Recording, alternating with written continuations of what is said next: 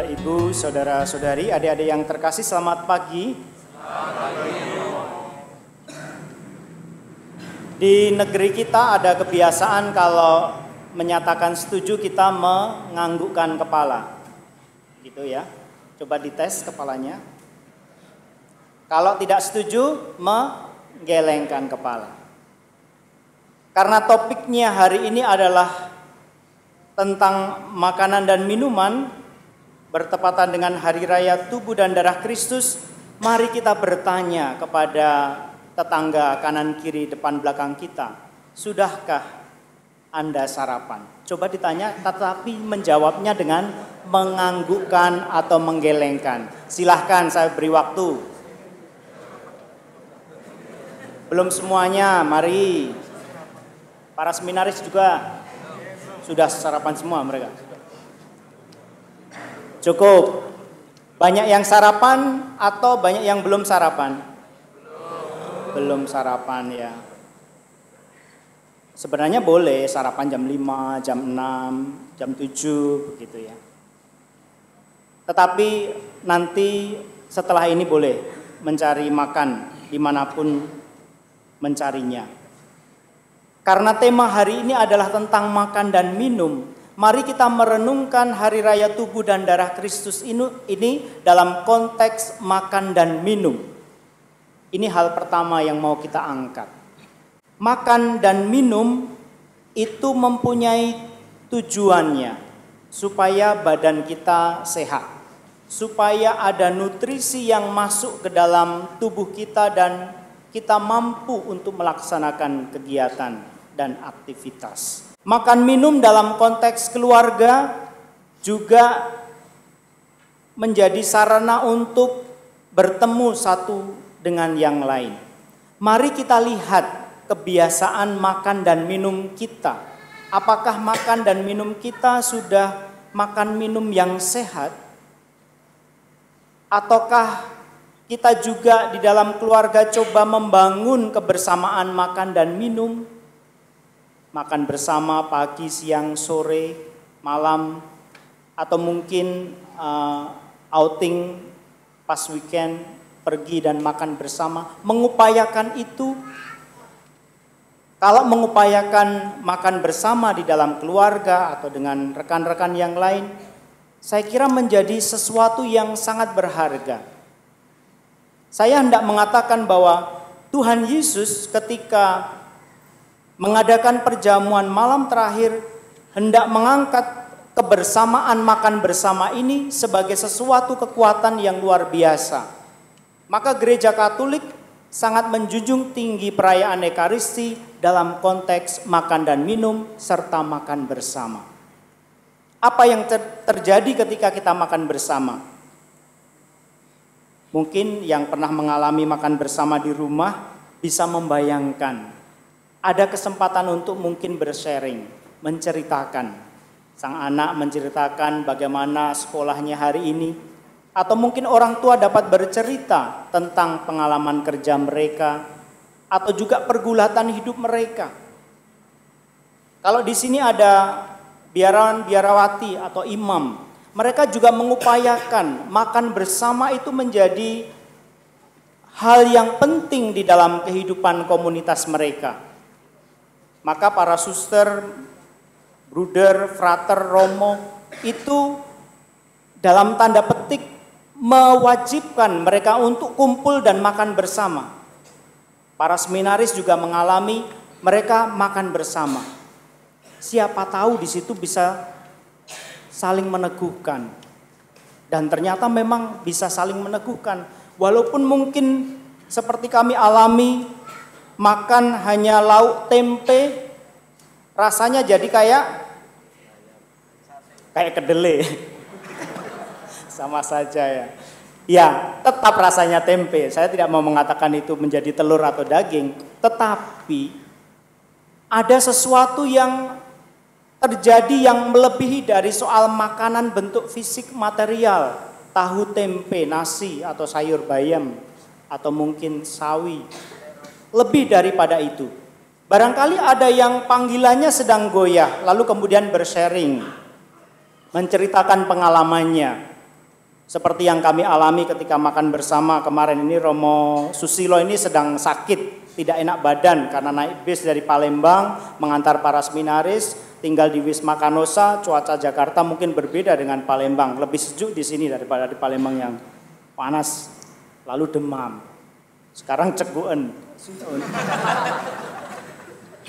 Karena beliau cerita ketika makan bersama, jadi para saudaranya bisa membayangkan mungkin suster memperhatikan, memberi obat atau memberikan kesempatan untuk istirahat dan seterusnya dan sebagainya.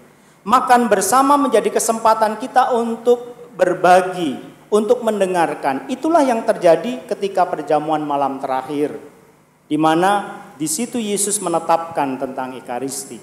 Dan gereja Katolik sampai sekarang dan mungkin selama-lamanya akan menetapkan Ekaristi sebagai konteks makan minum, juga makan minum bersama, di mana komunitas gereja, paguyuban umat beriman ini saling mendukung, saling menguatkan, saling menasihati, dan seterusnya.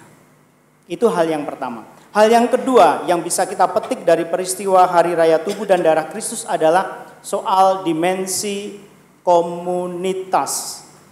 Kita kalau misa itu pasti akan merasa mantap kalau menerima yang namanya sakramen Ekaristi dalam bentuk tubuh Kristus atau tubuh dan darah Kristus, tergantung berapa rupa yang disajikan atau diberikan.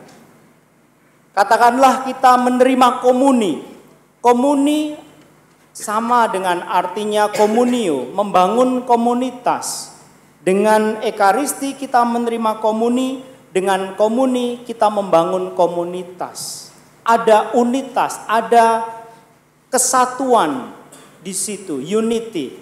Maka mari kita sadari bahwa Ekaristi menjadi kesempatan kita untuk mengalami komunio ini, mengalami komunitas kita, mengalami kesatuan kita sebagai paguyuban umat beriman Kristiani yang berpegang pada Kristus.